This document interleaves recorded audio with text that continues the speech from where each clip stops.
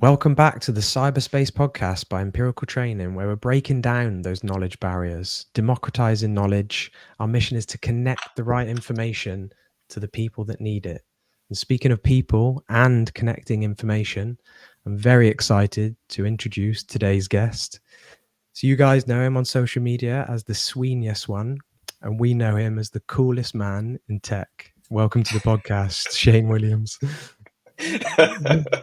I wouldn't say the coolest man in tech. I'm trying to be, I guess, the coolest. 100%. Trying to be the coolest man in tech. But no, thank you guys so much for having me on board, and definitely excited to talk about the tech space today. Absolutely. Yeah, mate. Yeah, we're just for the listeners that don't know, just to provide a little bit of context for our relationship with Shane. We've been posting since February last year, and I forget when we actually connected with you, but it was just a random connection. It might have been on TikTok or it was like middle of last year. I want to say somewhere like I think it was May, around June. like May time. Yeah. And I remember connected, and you shot us a message, and it was a mutual connection saying we enjoy the content, and then I think I vaguely remember you messaging us saying if there's anything that you need, let me know, and I'll try and help whenever I can. And Josh always takes the mick at me because I give people their flowers early on in the pod, but I just want to say thank you very much for being so kind and being so gracious, because You've connected us to a lot of people, and you've really helped us out, and very a lot of selfless acts. So yeah, we really do appreciate it, all of the boys. No, absolutely. No, I appreciate you guys as well. I mean, there's definitely enough room in this space for everybody to grow together, because we're all, with our different platforms, trying to get out the proper message of how to get into the tech industry, how to maneuver yourself in the tech industry. So it's always great to grow with other platforms and collaborate. And I appreciate you guys for the reposts, and I repost your content and the things that we've done behind the scenes as well. So it's been good, really good in the past almost a year, I guess we can say, coming close to a year. Yeah, it's been a crazy ride as well. And yeah, just for the listeners again, it's Robbie on the podcast. I've just done the intro. Shockingly enough, it wasn't Josh. Hopefully I did well. Let me know if I did well on the intro. And I'm one of the co-founders here at Empirical Training. I'm a cybersecurity consultant, ex-SOC manager, ex-SOC analyst, been in the game for about coming up 8 years now. And we've got Vaughan, VC Empirical, on the pod as well today. Hello, gentlemen. Welcome back. Great to see you all. Hi, everyone. My name's Vaughan, ex-SOC analyst, now SOC leader, working for just out of a cybersecurity startup, really focused on automation at the moment. Yeah, which we're trying to do the intros on every pod because we're so new and we're not really sure when people are going to pick up this podcast. I know that like when we get to like 50th episode or whatever, then I don't think we need to introduce ourselves every single time, but I digress. So Shane, let's people are going to go back and listen, they are. Yeah, I'm sure they will. But let's go back to the start then. I want to hear how you got started in tech and what drove you to cybersecurity. Yeah. Well, let me, say that my main focus with my career has not been cybersecurity, but getting more into the management roles. I've done a lot of collaboration, interacting with those teams and then implementing a few things in different environments myself. But going to the beginning stages, I got into, I started going to school for, my degree I have an associate in computer networking. So I got that degree back in 2011, around that time. The reason I wanted to go into tech was job security, right? So, living at my parents' house is like, well, hell, I need to figure out something here. Like, I'm eventually gonna have to start paying my own bills, start getting my life together. So went to school for computer networking, got my associate's degree. My first job was, I'm in the United States, of course, so I live not too far from the DC area. But prior to that, I was living in Delaware. So my first job was in Delaware, which is a state here in the United States. And pretty much it was a job working in a NOC, so a network operations center. So I was doing that. And then also, after being in the network operations center for a while, they said, hey, well, you do really good with network diagrams. So network diagrams, as far as documentation, just having a visual representation of a client's network. So I'm very creative. I'm sometimes artistic. So I did very well with that. So they said, well, it would be good if you can also do site surveying. So site surveying would be, we're bringing on a new client. And sorry, let me reverse and say that this company that I worked for was an MSP, so a managed service provider. So being at the NOC, then, being a site surveyor, I would go on site to a new client and pretty much, reverse engineer their network to see where they had their issues, what was happening, what needs to be replaced, what was end of life. And so I would gather all this information for a week or 2 weeks and then take that back to engineers at the office and say, hey, we need to do this, create a quote for that client. And then that client would be onboarded. And then, of course, they would then deploy or, integrate whatever new technology needed to be done at that time. So I was at that position for, I want to say, about 2.5 years. And the great thing about being at MSP is that you're interacting with so many clients, so many different environments that you just learn so much. And I always tell people that if you're trying to get into tech, go for MSP. Is going to be a very fast environment, but you're going to learn how to fix and a lot of different technologies. So leaving there, I was like, okay, there for 2.5 years. Let me get out of my parents' house. Let me move to the DC area. I became a network engineer for another MSP, which provided IT services to 400 dental and medical offices. So I would then go on site, install firewalls, install switches, do remote support, help with deployments. And I did that for about 2 years. Next position after that was, being... Sorry, Shane, I don't mean to cut you off. Yeah, sure, absolutely. You're hopping through these jobs quite quick. I want to know about the first job, your NOC job, right? Yes, let's go to that, yes. It was your first job coming out of university with your degree and going into a role. How did you find it initially? A lot of our listeners at the moment and both of our communities are trying to get into tech. How did you find getting your first job and the interview process? Like, was it all that you expected when you first started? That's a very good question. So one thing I'll say is that it was a very different time, 10, 15 years ago. Now tech is looked at as, we have all these different channels, Instagram, TikTok, YouTube. You have these different influencers, different companies that are saying, get into tech, get into tech. Back then, it was like, okay, if you put your resume, even if you just send an email to a hiring manager, most likely, if you had a degree, you were going to get a job for the most part. So it was very easy. I don't want to use the word easy, but it was a lot easier in those times to get an entry-level position. So I remember getting out of school, and I think I posted my resume to a website called Career Builder. I think Career Builder still exists, I think. Put it on there, and I think I got a phone call, I want to say about a week later. I mean, it was pretty, it was pretty quick. And my first job, and I should have mentioned this earlier, my first job was $28,000 a year.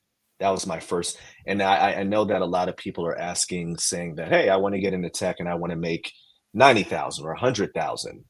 And putting that into perspective, with me having a degree and no real life experience, my first job was 28,000. And if you adjust for inflation, then it's like around 38,000 in today's money as well. So it was a little bit easier in those days to get a tech job. Yeah. Was it what you expected when you was inside the role in terms of the role responsibilities?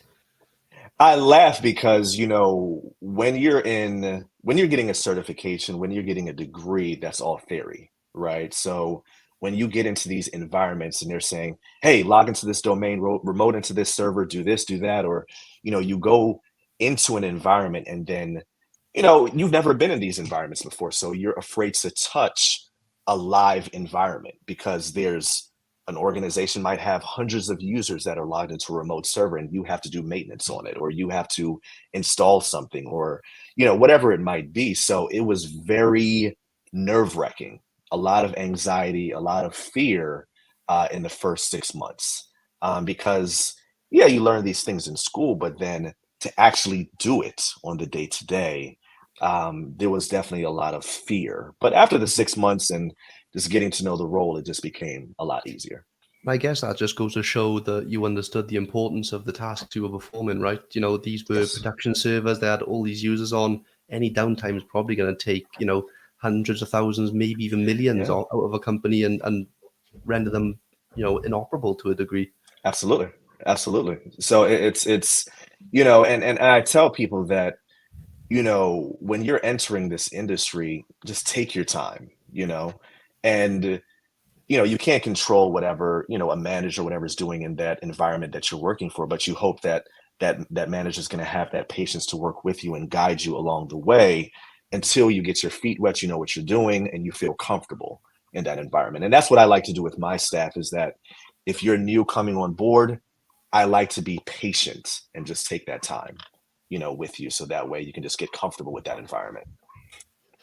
Yeah, for sure. When myself and Vaughan have worked in the same place before, and we've had guys that have and girls that have been working underneath us, and we try and stress as much as we can that the smallest mistake when working across customer data can lead to like the biggest impact. And yeah, the room for error is very, very small. And yeah, you have to you have to have your integrity, and you have to do good work, because otherwise, if you make small mistakes, then yeah, it can have severe consequences.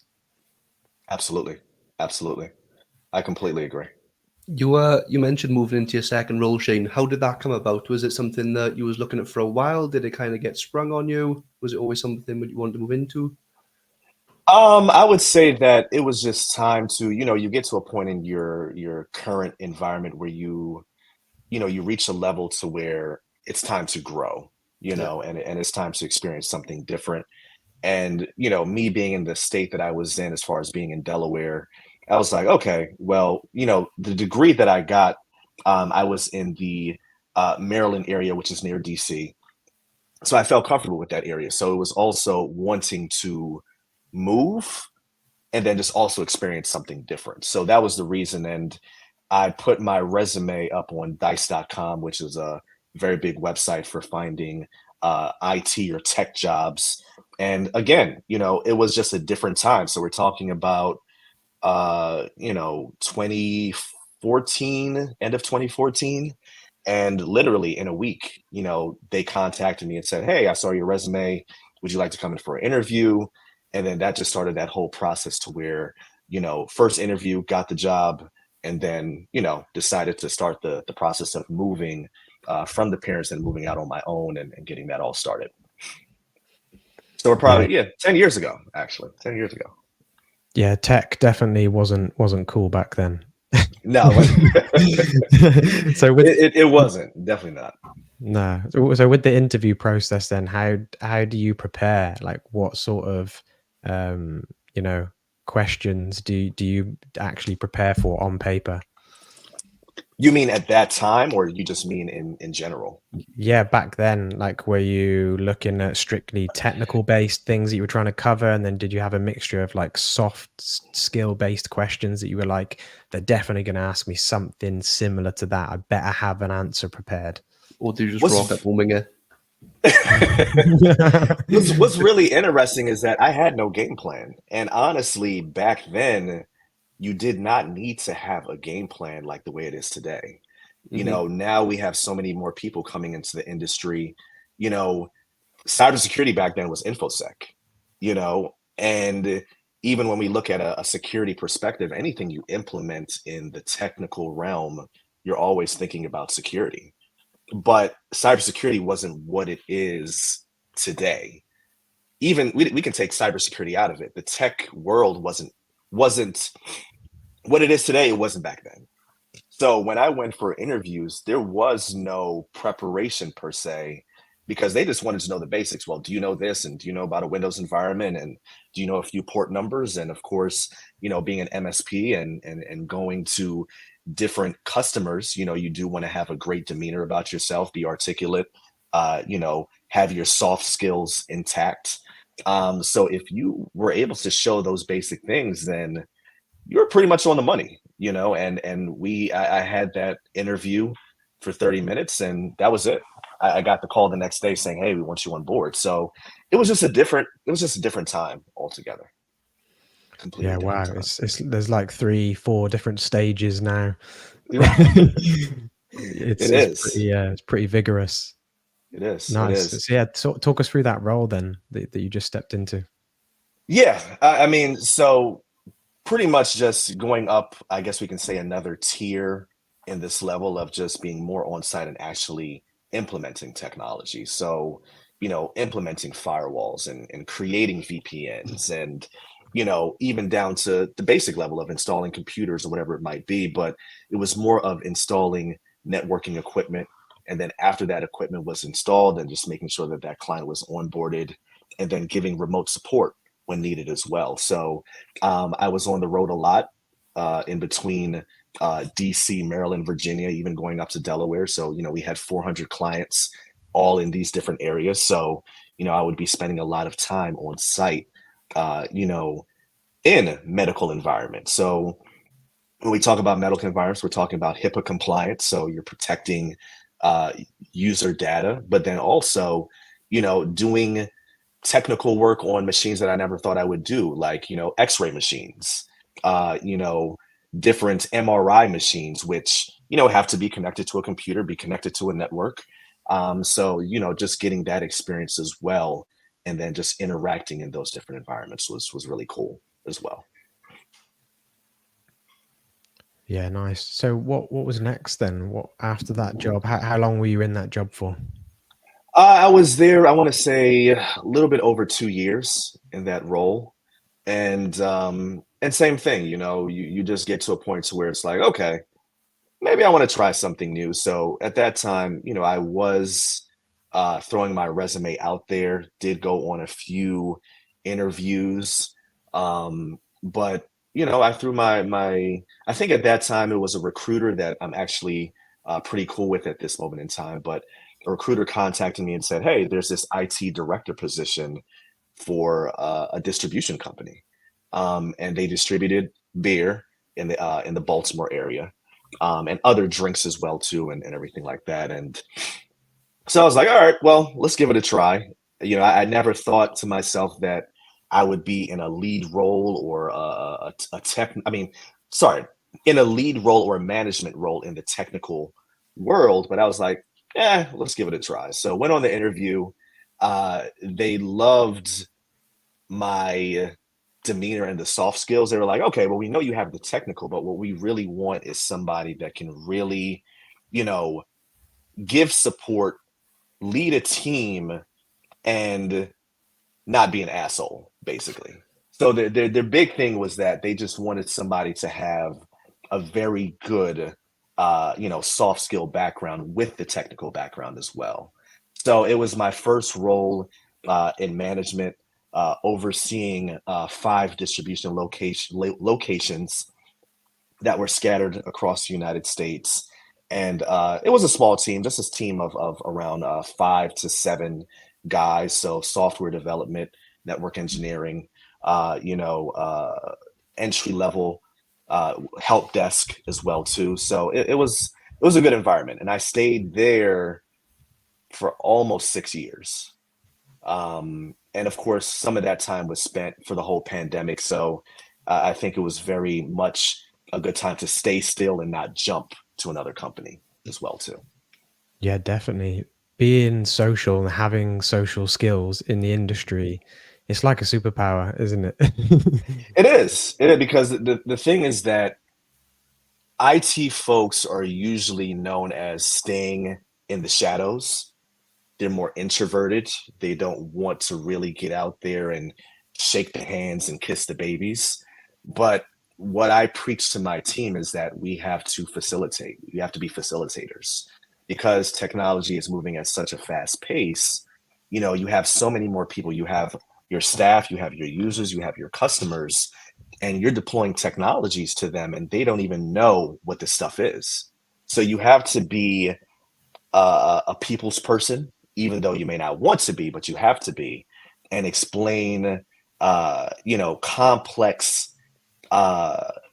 information in a simplified manner is very, very important. So if you can do that and really connect on a human level, it puts you far ahead of the game. Yes, the tech skills are very important, but the people interaction will really have you going up a lot of tiers, especially when you talk about management. Because when I'm in these management positions, I then have to take what my team says and then relay that to stakeholders, relay that to executive teams, so that way they understand and they leave that meeting saying, oh, I understand what Shane is trying to do. So we're going to back him with whatever funding, whatever support is needed to bring that initiative or project to fruition. Yeah. How does one improve their social skills? How do you become more extroverted? I don't really like putting people in boxes, asking, are you an introvert or are you an extrovert? Because Right.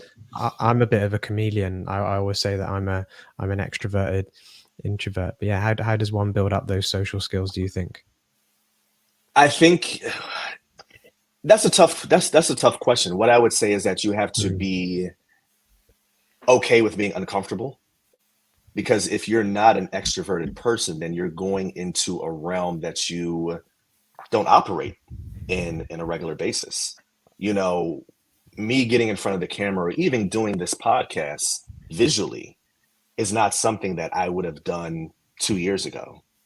But the thing is that you have to get into a space to where you're okay with being uncomfortable.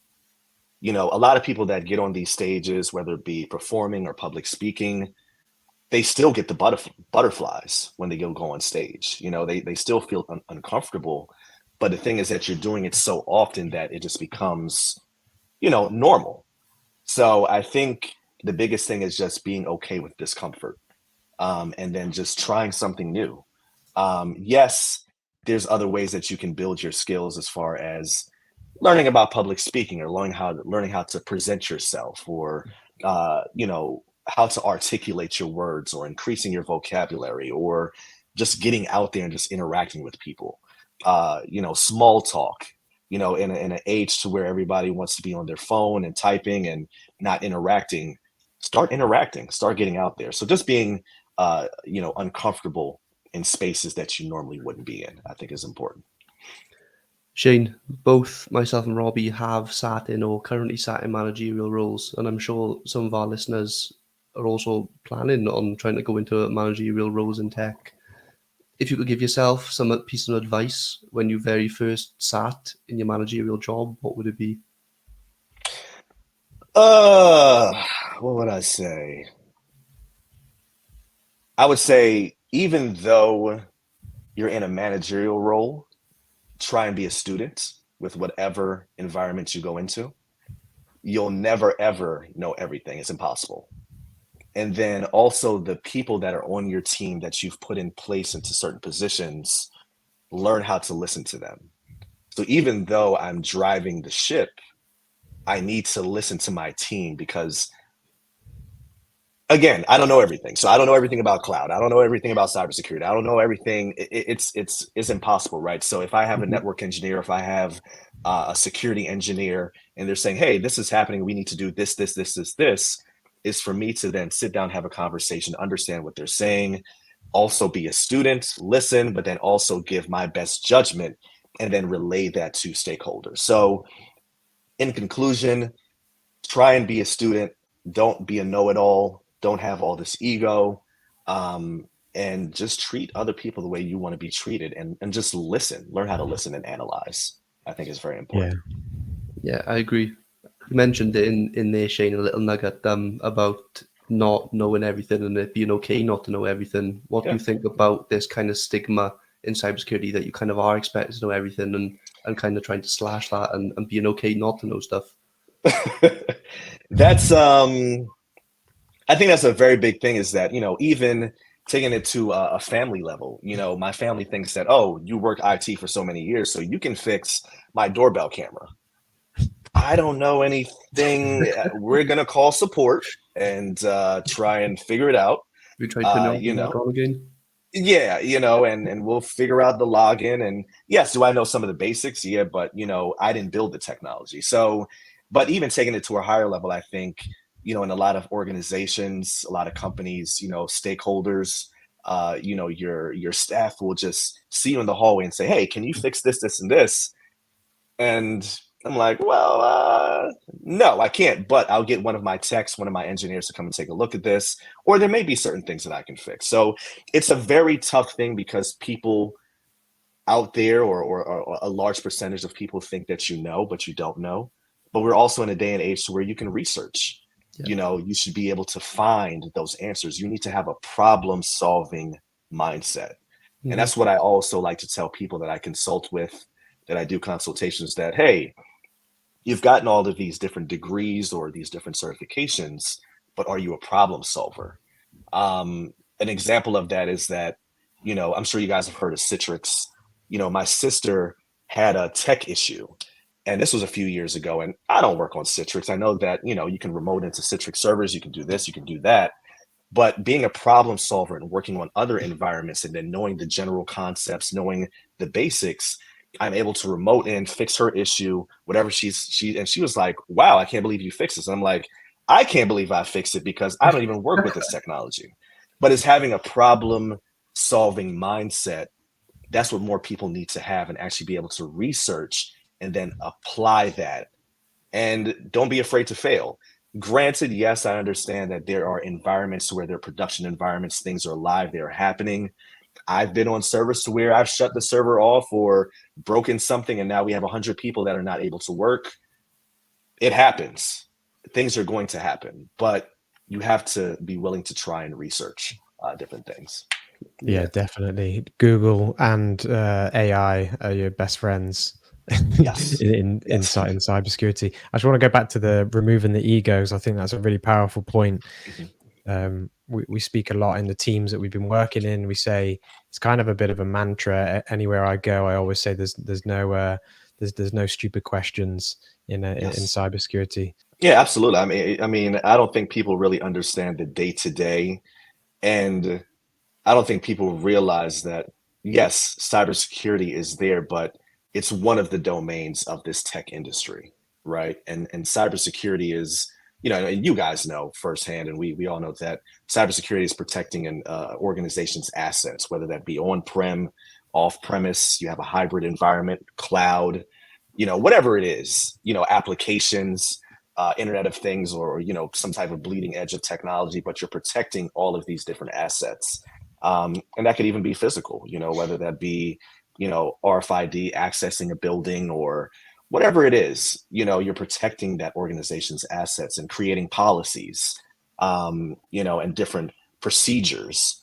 And in order to do that, I always preach that you need to have some real good foundational knowledge along with that as well, So it's so important. But even going back to taking out the egos, I like to tell my team that one team, one dream, integration is very important. So whether you're on the network team, you're on the help desk, you're on software engineering, you're on cybersecurity, whatever team you're on, we are integrating, and we want to create efficiency. So that way we're all talking together. So all of the ego stuff and you arguing and you don't like this person, I don't care about any of that. What I care about is that the team is efficient. So that way we can make sure that this organization is successful in whatever they want to do. So that's always key. Yeah, one team, one dream. That's a hell of a tagline. Yeah, I like it. You should trademark that. I might have to do that. Somebody's probably already done it. I bet you. I'm sorry. Oh yeah. Oh yeah. Oh yeah. So you're at your job, the 6-year one. You're coming to the end. You're thinking that you need to, move on elsewhere. Sometimes it just comes to a point where, naturally you want to progress to another place. So talk us through the next transition. Yeah, the being at that position, being an IT director for 6 years was good. A lot of amazing experience, from all different aspects. One thing that a lot of people don't get to experience is actually building out an infrastructure for a large building or multiple buildings. So, being at that job, I was able to build out a whole infrastructure for a 240,000 square foot building for a warehouse. So, having multiple IDFs, and we're doing VLANs, we're incorporating all type of different switches and routers, and connecting that site to site VPNs. And so there was a lot of great experience there. But then it's like, okay, well, what is the next challenge? You start to do the day to day, and it's like, okay. And then also coming out of the pandemic, it's like, I just need a complete refresh, and I think a lot of us kind of needed that getting out of the pandemic. So recruiter, once again, recruiters are great. If you're looking for a job, then, try and connect with a recruiter. But a recruiter contacted me and said, hey, I think I have the perfect role for you. They need someone to oversee their desktop engineering, their help desk, and a few other teams, and also other initiatives. And it's a government job as well too. So I said, sure, why not? So went for the interview, did 2 interviews this time, because this is after the pandemic and more people are trying to get into tech, and got the job. And that's where I've been for the past 2 years. And while doing that, first I was the IT director of support, and then changed positions, and now I'm the chief of end user services. So that still incorporates the help desk and also incorporates desktop engineering. And then now we are also building up our cybersecurity, and then also a lot of public initiatives that we do for the public and for our staff as well. Yeah, yeah. Do you want to talk about that? Because you were telling me not so long ago that you were providing laptops for small Yes. companies. Was it libraries?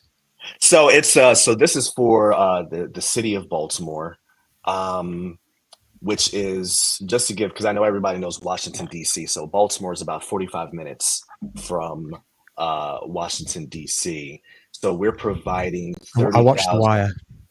Oh, you did? Okay. Yeah, yeah. So Oh yeah, right? that's my All right. number one show ever. That's Is, right, is right. The Wire. Yeah, it's so Absolute good. classic. Absolute Yeah. classic.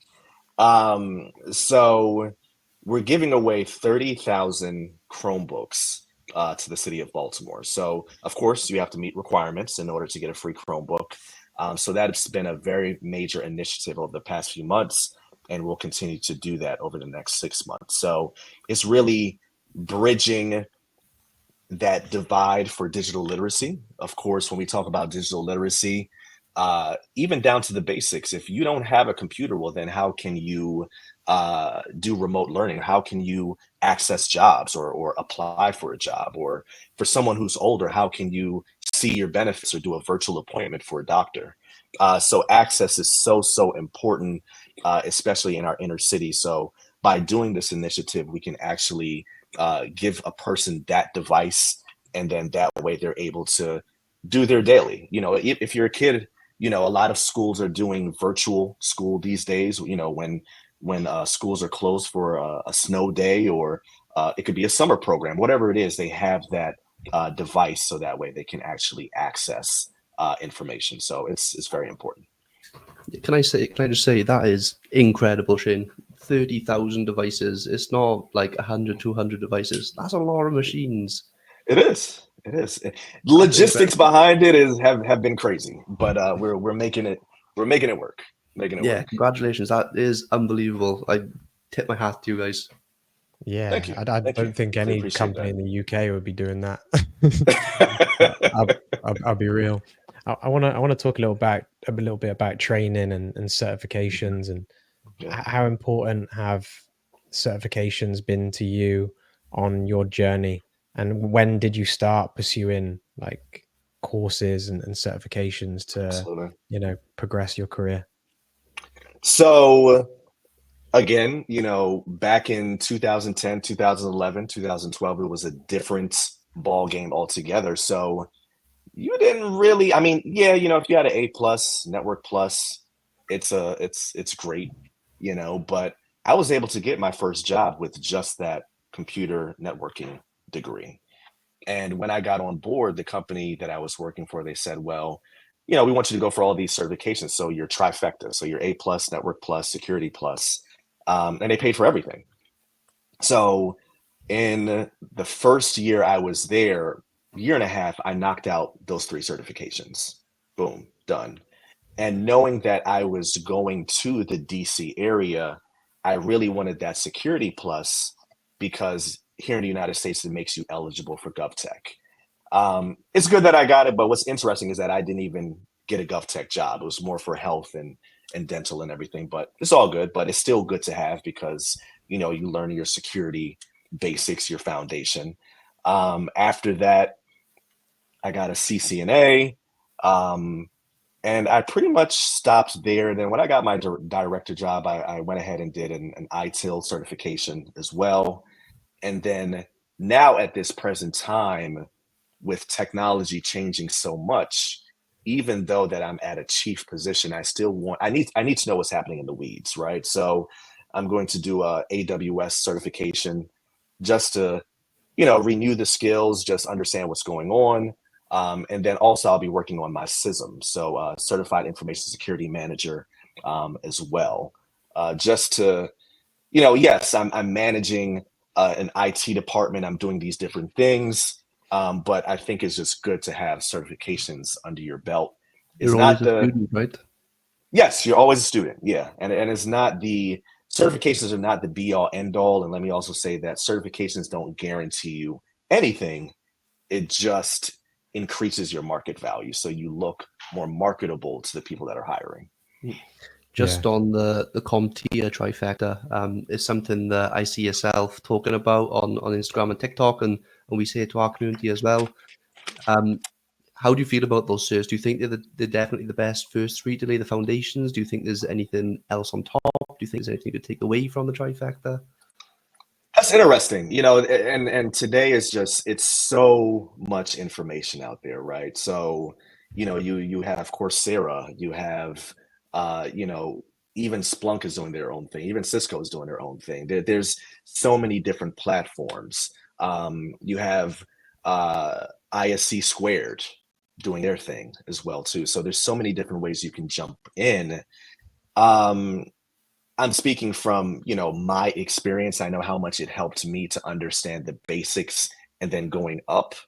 A lot of people don't want to hear this, but cybersecurity is not entry level in a way. I think over time, maybe it might get a little bit better and we probably can say something different, but at this moment in time, it's a no. So I think you need to know your basics. I think another way of getting into cybersecurity is doing more of an entry level role. So going to your help desk, going to your network operations, being an IT specialist or being a field technician. You start there so you can understand the basics of where all of this stuff is coming from, and then you work your way up.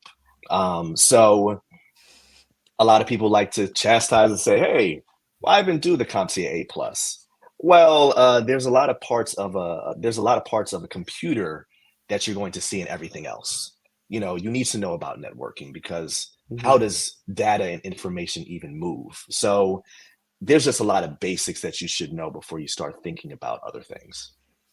Yeah, definitely. You got to get your fundamentals in check. I think it is kind of useful to stick that entry word on a job title, especially in cybersecurity, because then it persuades people to get involved and doesn't dissuade them or scare them off or overwhelm them.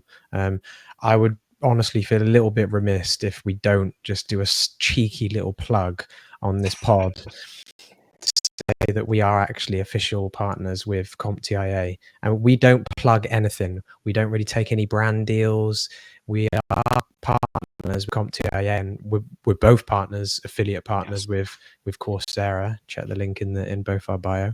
But yeah, like we're talking about the path and the learning path for people that want to break into the industry. And yeah, we just never ever plug things on, especially on this podcast. We haven't talked about it. So yeah, if you want to take any of those CompTIA certifications, just feel free to send us a cheeky message, and we can sort you out. And yeah, that segues into a nice little conversation about your consulting. Do you want to talk about the consultation calls that you put on for people very graciously? Oh, yeah, Because that does take a lot of your time, because it's it's a physical hour or half an hour every single time with a person. And like we right now don't really have the time for that, do we, Vaughan? So yeah, hats off to you for allowing people to jump on calls with you. Do you want to talk about that? Yeah, absolutely. Absolutely. It's of course I built this TikTok and Instagram page to a great following, so thank God for that. But then I was like, well, how can I actually help people not just give the information, but actually do an in-depth conversation to where we can actually sit down and build out a guideline for where you should start and what you're trying to get to. So, with my career, I've interacted with so much, right? Whether that be cloud, on-prem, cybersecurity, networking, software applications. I may have not digged deep, but I've interacted, integrated it, worked with other teams, worked with countless vendors on different things. So I have a pretty good understanding of the space. So what I'll do during a consultation is that, we'll do a 45-minute call, or it can be an hour call as well, to where we'll discuss, okay, if you want to be in cloud, what are you going to do? You're going to learn your basics, but then you need to understand what cloud is. What does that mean? And then after that, what cloud platform are you going to dig into? Where are you going to get into the weeds? Are you going to select GCP, Google Cloud Platform? You're going to select AWS, Azure or Azure, tomato, however you want to say it. So it's like, after you select that platform, what are you going to do? Cloud engineering, DevOps, you're going to focus on cloud security. And then after you learn that cloud platform, those skills are transferable, because each cloud doesn't work exactly the same, but the fundamentals are pretty much the same. So you can then find your way around in Azure, or find your way around a GCP, or maybe go to a Salesforce or whatever else is out there. So that's what I like to do during my consultations, is just be able to help people figure out which path they want to go on to. And then also just build a timeline and just really show people, paint a realistic picture of what the industry is. So, I can be more candid on these calls and say, oh, you're trying to do this. Probably shouldn't do this. You really need to focus on this. Or, okay, you're booking this consultation. You have these certifications, but you're trying to get here. So let's refocus. So that's what they're there for. And I've been able to meet so many different people, help so many different people. So it's been a good year of doing that. It's been good. Yeah, definitely. I think that's really, really powerful to talk to those people and to let them know that, again, like we're going back to the common theme of you don't have to know everything. You can make some really strategic moves and concentrate on certain topic sources and education. Like, I'm going to be a Microsoft Sentinel engineer. So then obviously you need to learn your tech basics and your cybersecurity basics. Then that's like the second stage, is moving into, right, let's get some knowledge in Microsoft Azure, get that cloud knowledge in.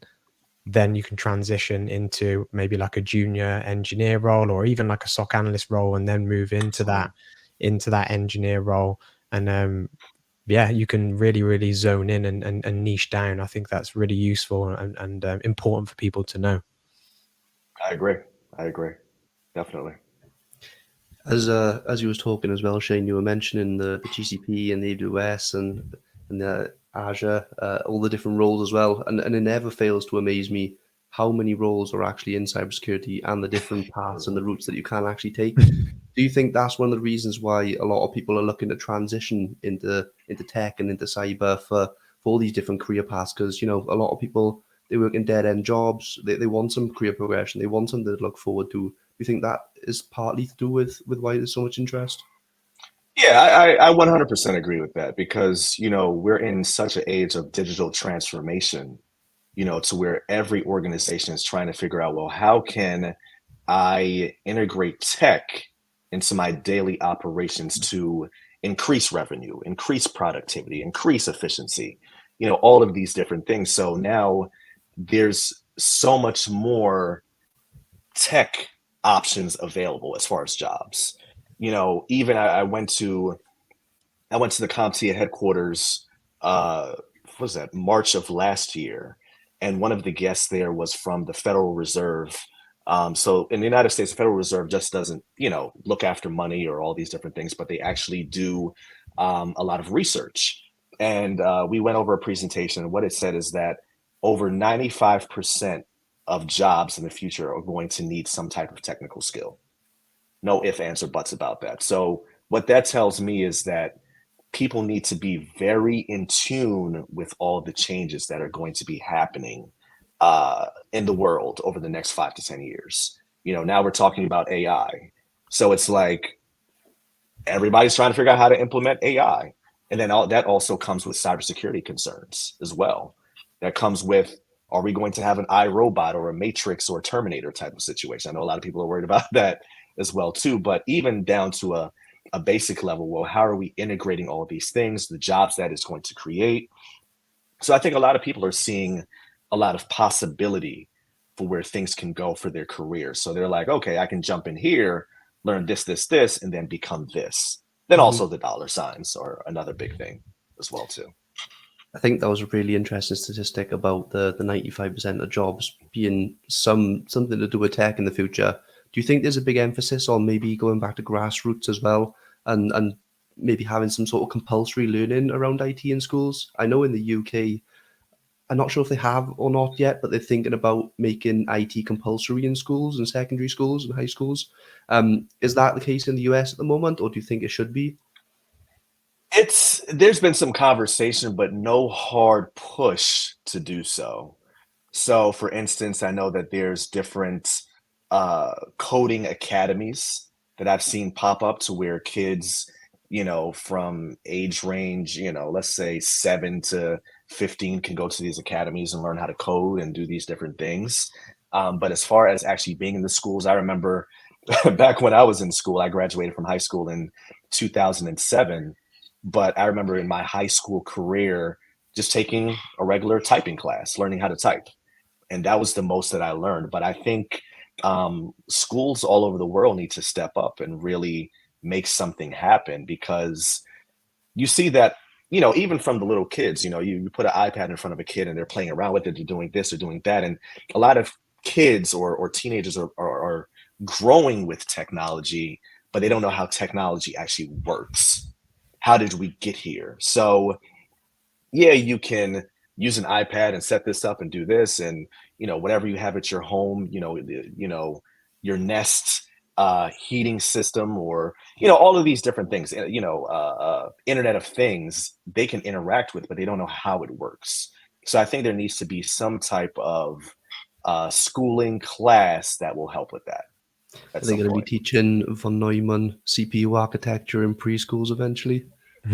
I think that would be cool, honestly. But I don't think it'll get there. But I think, but it would be cool if we could do that. But I think there needs to be some type of digital literacy, something in schools, just the basics.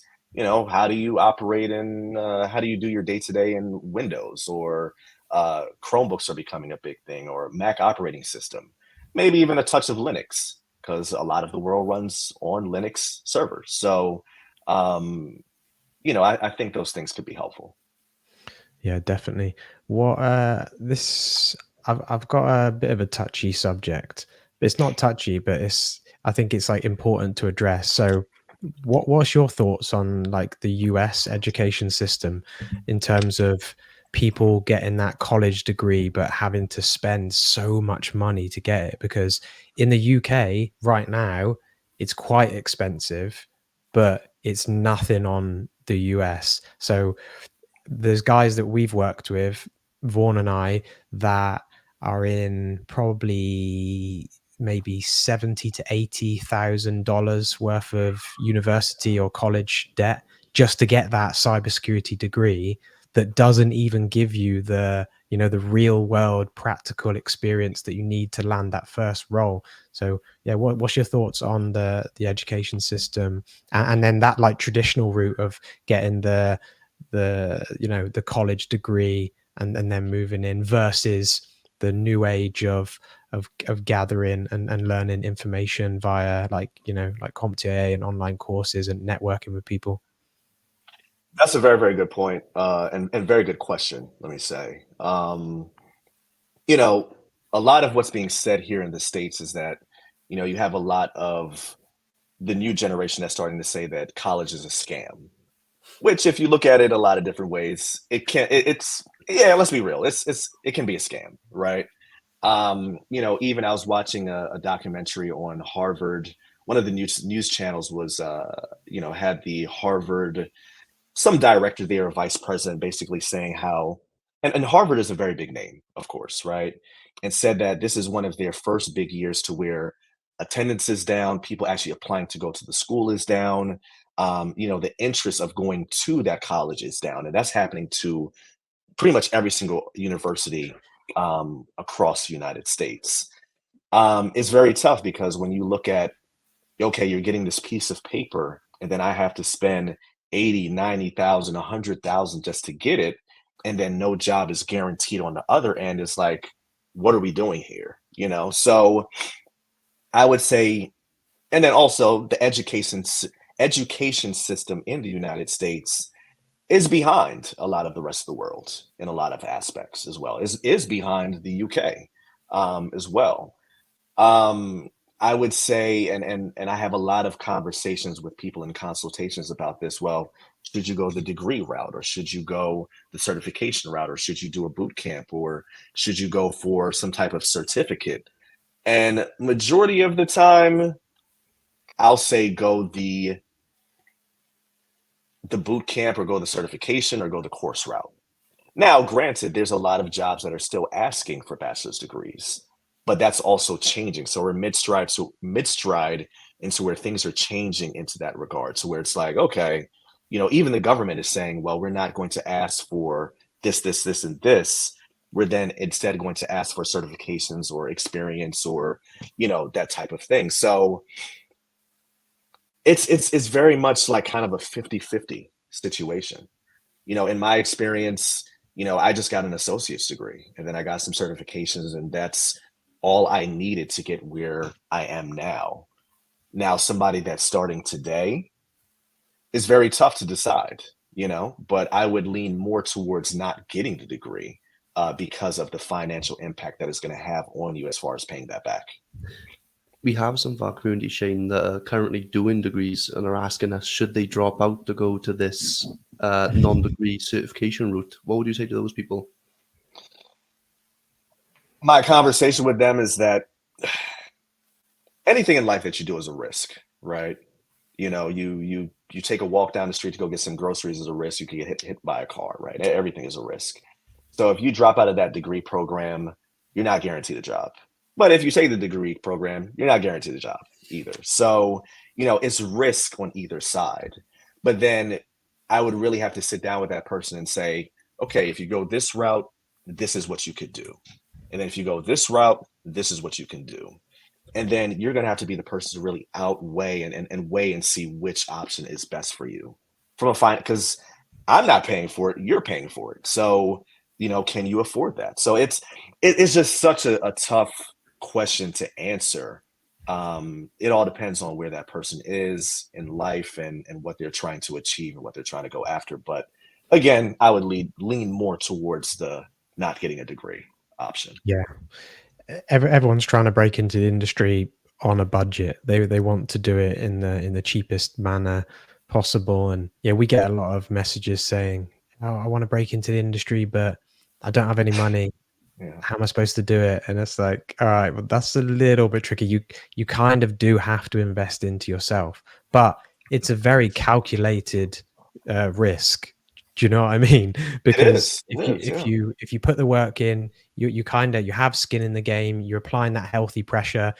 If you've paid X amount of money to sit a CompTIA course and you have access to the learning material for say 12 months, then it really does put that pressure on you to learn the revision material and at least try your very best to pass that.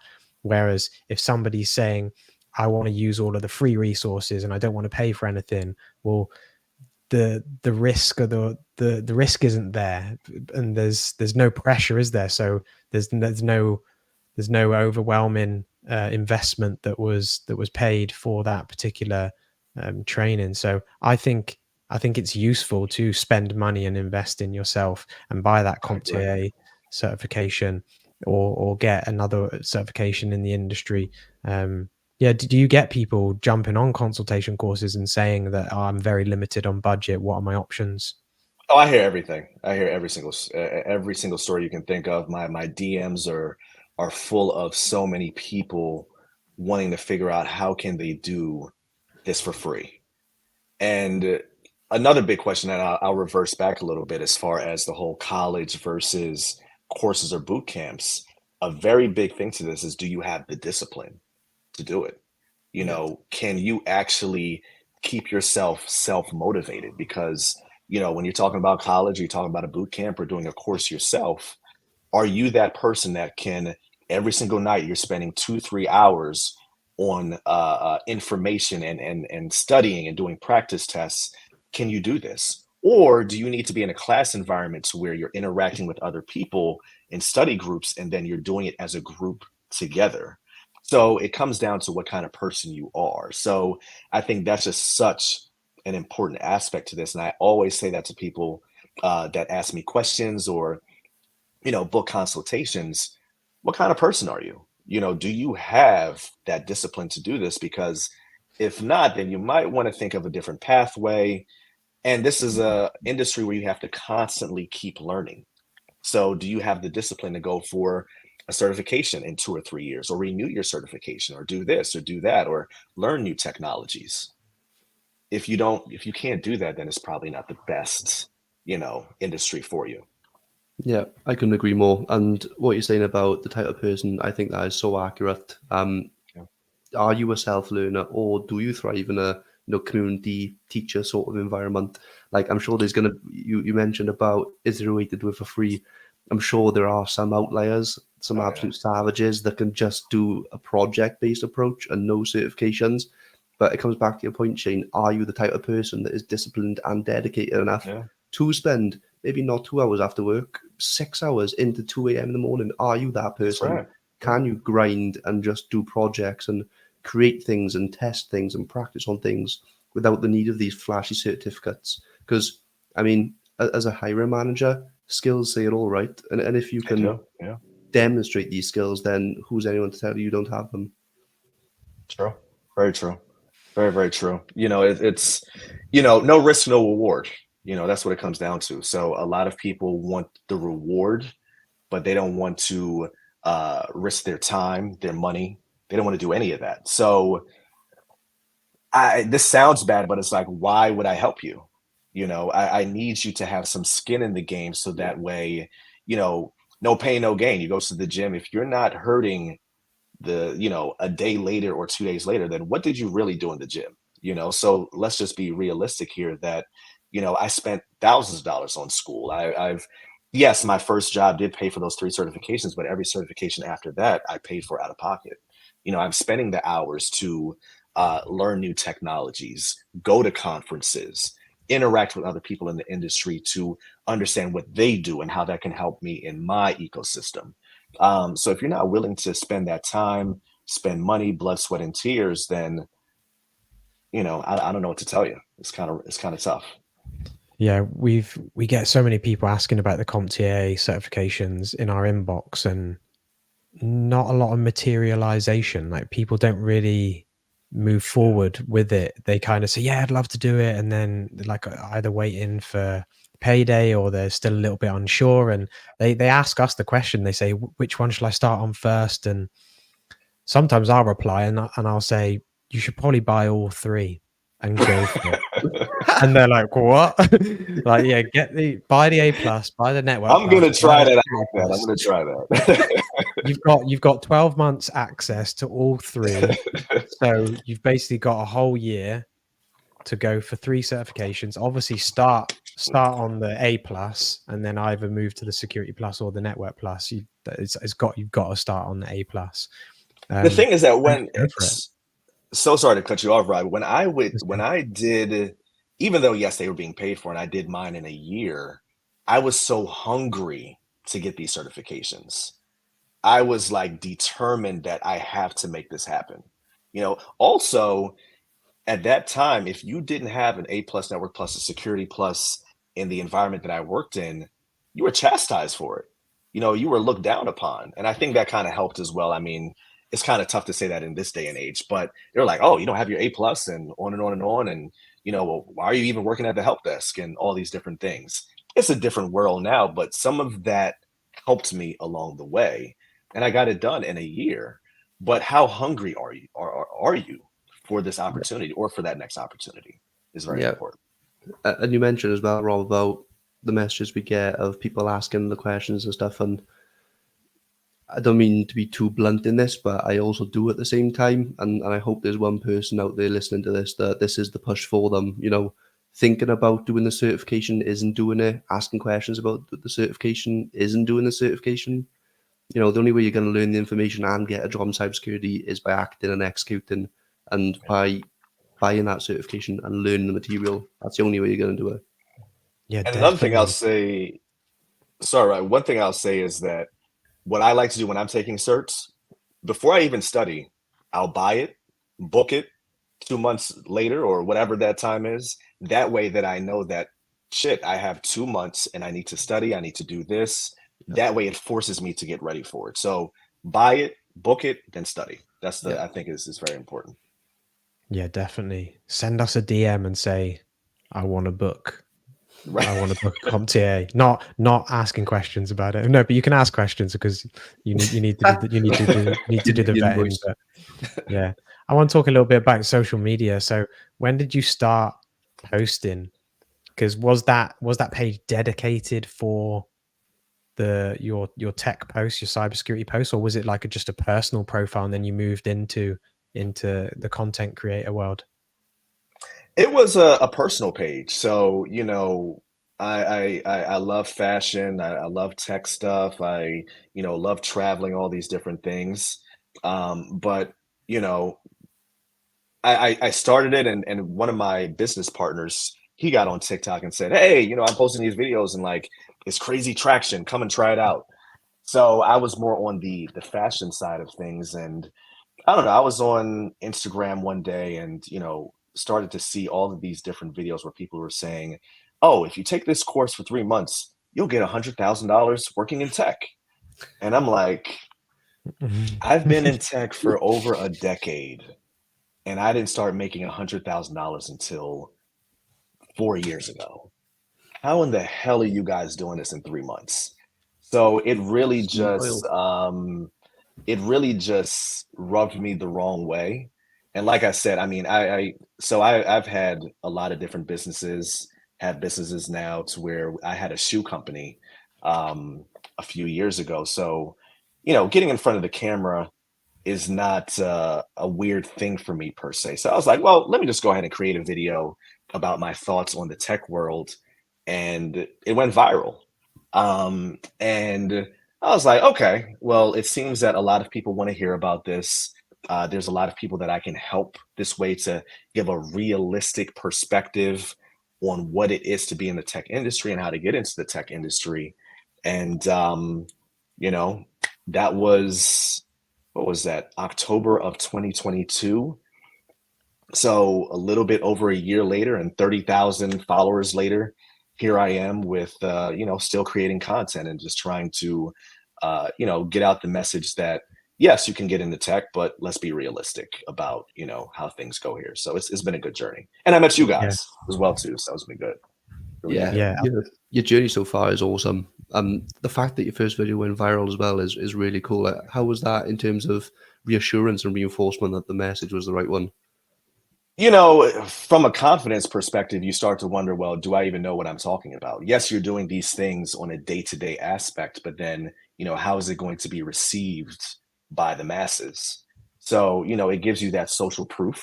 I guess you can say that, okay, this is not hitting on, deaf ears. The page Afrotech, they reposted my video. And then just seeing, 100+ comments of people saying, wow, he's talking the truth. And I wish more people would say this and on and on. So it's like, probably I should talk about this a little bit more. So it just expanded. And even for me, it's good being able to create this content because I'm learning things that I probably didn't know about, even when I'm talking about cloud or talking about these different things. Yes, I know about these different technologies, but I'm researching certain things before I talk to the public, just to make sure that I'm not saying anything out of the ordinary or anything is, sounds crazy. So it's a learning, it's a therapeutic thing for me to be able to give this information, but then also increase my skill set while I'm doing it as well. I think it's a good thing. Yeah, I think that's why all of us boys resonated with you so much in the beginning, is because you're coming with those straight facts. You're providing that educational content, and so sometimes that's not even like the viral stuff, but you Yeah. still post it. So yeah, I want to commend you for that. And yeah, like, you're not overly salesy. You're Yeah. very similar to us. Like, we don't take many brand deals. Like, we literally just work with Coursera and CompTIA. We've done maybe like one or two more little posts for companies if they're really cool and we think that they're useful, but for the most part we're not salesy, and neither are you. So I think that's why Yeah. we got on so well in the beginning, for sure. No, I agree. I don't like to be salesy, because if I am creating a video for that company, then it really has to be, that company needs to be making an impact in a good way. My emails are so filled up with, random companies that have applications or silly little things that want to do brand deals. And I'm like, it just doesn't make sense for what I'm doing and how I'm trying to, impact the community. So I completely agree. And you guys do an amazing job with that as well, too, of just pumping out that content that's very gravitational. It's just very, very important. So it's good stuff. Good stuff. Yeah, AJ's the viral king. He's got it down to a science, and I hate him for it. No, I'm joking. No, we love him. He's the master. Shane, I know you're a man of integrity, and we was talking about the videos that go viral and the ones that don't. But arguably, in my opinion, the ones that don't, for our community and our audience, they're usually the more important ones. Yeah. To a degree, people like AJ get it down to a science of the virality of the videos, but the ones that go into the nitty gritty details are the ones that maybe only a handful of people or a few hundred or a few thousand need to see. What do you think about that statement, and making sure that you're still pumping out this really useful content for that smaller audience compared to the more viral stuff? That's a good question. It's about consistency and posting. You're still doing it when nobody else is watching. That's a philosophy, is that you still, even if it might just be one person, you're still helping that person. So my thought process is that post. Not everything is going to be viral. It doesn't need to be viral. It probably just needs to help out that one person, those 5 different people or 10 different people. But consistency is key. Discipline is key. So yes, there's days where I don't feel like posting or responding to a comment, but I try and make a few videos every single week, so that way people can learn something. They have some direction on what they're trying to do. But it's all about consistency. If you're thinking about being, because we're tech influencers, right? So if you're thinking about doing this is something that you have to be consistent. And if you're consistent, it'll be rewarding as far as you helping out people or meeting other creators or meeting people in the tech industry. So consistency is key. And do things while people are not watching. This is also key. Definitely. It's what I want the listeners to know, that it's hard work being a content creator. We started this time last year, and we've posted, I think it's over 530 posts, which is like 1.5 posts a day. There's a lot of planning that goes into it. There's script writing. You got to make sure the content's right. You gotta factually check your content to make sure that it's your integrity's there. And because at the end of the day, we're informing an audience, but we're raising awareness, and that can be through any means. And we weren't going to talk about it, but I kind of do want to bring it up just to get your point on it, Shane. Somebody commented on one of our posts this morning, or was it yesterday? And it was, a regular hater post, and I don't normally comment back and have a bite, but I did actually have a fair old bite back at this person. And it was a comment against one of the reposts that we do, because you know we've spoken about this on a weekend. We'll repost other people's content. Sometimes we'll make a comment on it, sometimes we'll react to it, Absolutely. sometimes we'll straight repost. But the purpose of that is it's to raise awareness about cybersecurity related topics, to inform the public, but then it's also propping up other creators in the space. We tag and we credit those creators, and they're thankful for that, for that post going out to the world. And yeah, it did just rub me up the wrong way. And I wanted to get your thoughts on, like, you know, like trolling, and do you get hate, and how do you actually cope with that? Yeah, it's that happens all the time, from the DMs to the comments. You know, people try and rally you up, and you know, you get ticked off by it. You know, it's only human nature. And some I ignore, and depending on how the day is going, then okay, well, we're gonna have a conversation about what you feel unhappy about, you know, and words might be going back and forth. You know, for instance, I'll give you an example. I had somebody that comments the other day and said, you know, oh my gosh, your consultations are so expensive, and on and on and on. They should be free, and on, and you know, who do you think you are, Jay-Z? Or, you know, I'm like, my consultations for 45 minutes are $85. And let's check the market price. There are a lot of other content makers that are charging $300 an hour, $500 an hour, $1,000 an hour. This is not a course. This is just for my time, so that that person and I can then sit down and discuss what you want to do in tech and how I can help you. And then on top of that, I don't even really tell my audience this, but once you book a consultation, you have my private number. So you can text me, you can call me, so that way we can have a conversation about whatever you might be going through. So I'm not even billing you for future conversations. So a lot of people don't know that. So I'm not trying to take all of your money, but again, like we talked about earlier, people want things for free. They want things very, very, very discounted.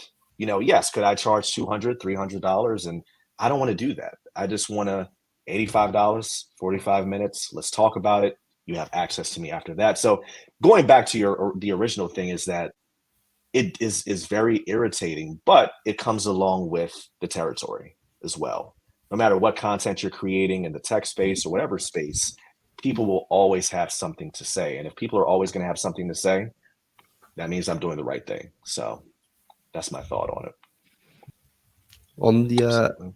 On the topic of content creation, yourself, Shane, and Robbie was mentioned how dedicated and consistent you need to be in that space.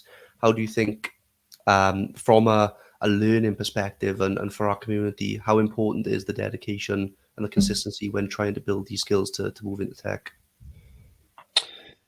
So building your skill set, you know, like I said, it just comes down to the discipline. And, you know, and you said earlier that, you know, working 6 hours on your craft up until the night, you know, 2 a.m., you know, consistently. If you can't do that, then again, it's not the industry for you, because you have to spend time. Even for me, I'm very much a self-motivated person, but there's days, weeks where I literally don't feel like doing anything. And I think we all go through different chapters of being that way. But you want to make sure that you have more of the motivated chapters than the unmotivated chapters, right? So, you know, it's so important. If you're getting into AWS, you want to make sure that you're spending the time to you know, sign up for AWS account, create some instances, you know, do some command line in there, you know, do different labs, do practice questions, spend the time to really understand what these environments are about, you know. So as long as you can do that and put the time in, your skills will get better over time. You're not going to be this magic, you know, knowing about Splunk or knowing about AWS or Azure or whatever platform it is. It takes time to build the skills. I think a lot of people also want to be at the finish line without putting any work in as well. So, you know, it just takes time to build skills. You got to have the discipline. Yeah, I think that's a really important note. It takes time and a lot of hard work, but if you create a solid training plan and you stick to that plan, then I think you'll be in the right direction. And then you've got us, Empirical Training, you can reach out to, and you've also got Shane. It's at the Sweenius one on Instagram and TikTok, right? Yes, that is correct. Yep. We'll put all the links in the bio. Josh likes to pick out like a tagline from the podcast to end on, and for me, I liked your point of saying one team, one dream, making sure that you're not overwhelmed with having that pressure to know everything. You can rely on some people in your team if you don't know something. And I think that's a really powerful point. But yeah, have you boys got any taglines from the pod that you want to bring up? Always be a student for me. I think that's one of the most pivotal, important quotes, to quote the great Shane Williams. I appreciate that, guys. Definitely appreciate it. I would say, removing the ego. I think that's very important. Is don't come with any egos. Don't come with the inflated self thoughts, thinking that you know everything, and just be collaborative. A lot of people, especially in the IT world, remove the ego, collaborate. That way you can be more efficient and solve problems together is the most important thing. Yeah, amazing, man. Well, thank you very much for coming on. We're without our fearless podcast host, Josh, today. So let us know in the comments how we got on. Don't roast us too much. Remember, constructive criticism and all that. I just want to say, sorry, Robbie. Yeah. I just want to say I really appreciate you guys for having me on. It's been phenomenal. And, we've built such a great, relationship and looking forward to all of the great things that we're going to do in the future. And also throwing this out there, I hope, later this year, next year, we can actually do this in person. So I'm always looking to come back to the UK, London area. So it's, I love it over there. So looking forward to doing that. If you come over, you'll have to bring me some Kith t-shirts because I absolutely love them. Hey, listen, absolutely. I have a Kith addiction going on right now. So I'm trying to calm it down. I'll be sending you some links, but this won't be the last time. You'll hear from Shane on the pod. He'll be on loads more podcasts in the future. But thank you very much, man. And we really appreciate you coming on. Absolutely. Thank you, guys. That's the pod. One team, one dream.